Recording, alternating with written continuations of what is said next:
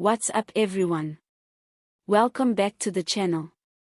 If you haven't already, make sure to hit that subscribe button, give this video a big thumbs up, and don't forget to share it with your friends and family, because today, we're unpacking one of the most explosive and divisive developments shaking the streets of Johannesburg right now. This isn't just another protest. This is Operation Dudula, back in full force, taking matters into their own hands as tensions erupt over foreign nationals working in South African-owned businesses. If you thought things had calmed down, think again. In the heart of Joburg, a storm is brewing. This week, Operation Dudula took its campaign right into the beating heart of the economic capital, targeting spaza shops, construction sites, restaurants, and retail stores. Their message was loud and unrelenting: South Africans first. Armed with placards, megaphones, and an unshakable resolve, Dudula members stormed business areas in places like Hillbrow, Yeoville, and parts of the inner city, demanding answers from business owners and managers. "Why are there no South Africans working here?" became the slogan of the day. It wasn't just rhetoric. The confrontations were real, emotional, and tense. Storefronts were closed. Security was heightened. And for many business owners, especially those employing Zimbabwean, Malawian, Nigerian, or Mozambican workers, it was a day of reckoning. Operation Dudula claims they are doing what the government has failed to do: protect local jobs, regulate immigration, and hold employers accountable. But critics argue that what they're really doing is inciting xenophobia and creating fear in communities already struggling with poverty and crime. What makes this wave of activity so intense is that it's no longer limited to informal sectors or so-called illegal businesses. This time, Dudula activists have stepped into more structured environments, questioning HR departments, demanding employment lists, and confronting shop managers on the spot. In one viral clip, members of Dudula marched into a fast food franchise and insisted that the manager fire all undocumented workers by the end of the week or face consequences. That kind of pressure has raised alarms across the business community, and legal experts have warned that Operation Dudula is dangerously close to vigilante justice. Joburg residents are divided. Some are cheering Dudula on, tired of feeling ignored by a government that they believe has allowed unchecked immigration and rampant job losses. Many unemployed South Africans say they feel pushed to the sidelines in their own country, while businesses hire cheaper foreign labor. They argue that what Dudula is doing isn't hate, it's self-preservation. But others see something much darker. Civil society organizations have come out strongly, warning that Dudula's tactics border on unlawful intimidation and discrimination. The South African Human Rights Commission issued a statement urging law enforcement to step in before the situation spirals out of control. The Commission reminded the public that South Africa's constitution guarantees the rights of all people, regardless of nationality, and that targeting individuals based on their origin is both illegal and immoral.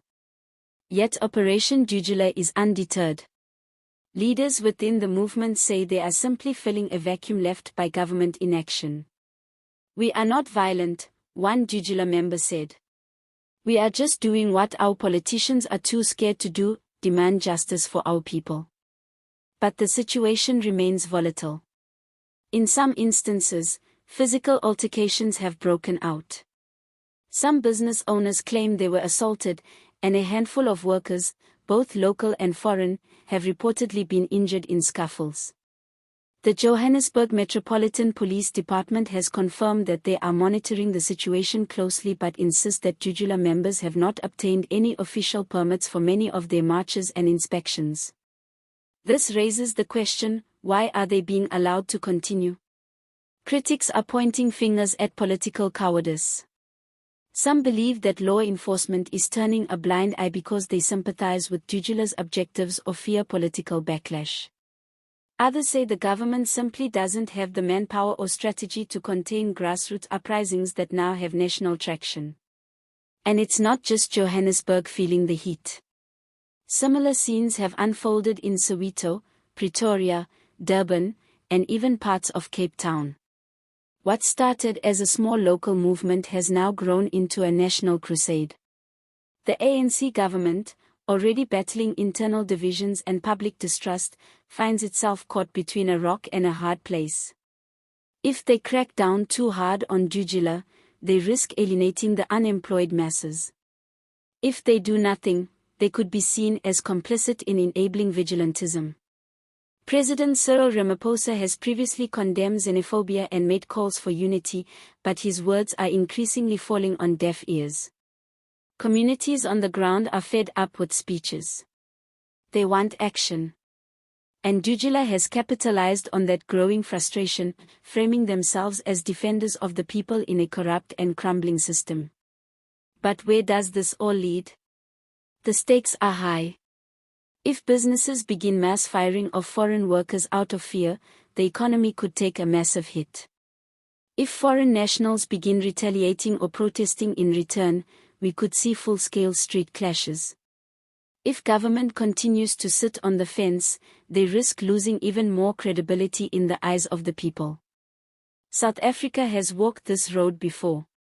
We've seen what happens when communities are divided and the rule of law is ignored. We've seen blood in the streets. We've seen shops torched, lives lost, families torn apart. Operation Dudula may claim to be non-violent, but their methods and their targets tell a different story. And in a country already riddled with inequality, corruption, and a fragile social fabric, this is not a fire we can afford to feed. So the question to you, our viewers, is simple but urgent: what should be done? Is Operation Dudula a necessary force in a broken system? Or is it a dangerous road to chaos? Are businesses failing the people by hiring foreign workers, or are they being targeted unfairly for economic decisions beyond their control? And most importantly, what is the role of government when the people begin to take law enforcement into their own hands? Let us know your thoughts in the comments below. If you've experienced any of this firsthand, whether as a worker, a business owner, or a community member, we want to hear your story. Don't forget to like this video, subscribe to the channel, and share it with everyone who needs to be part of this conversation. Because make no mistake, South Africa is standing on the edge, and what we do next will shape the future for generations to come.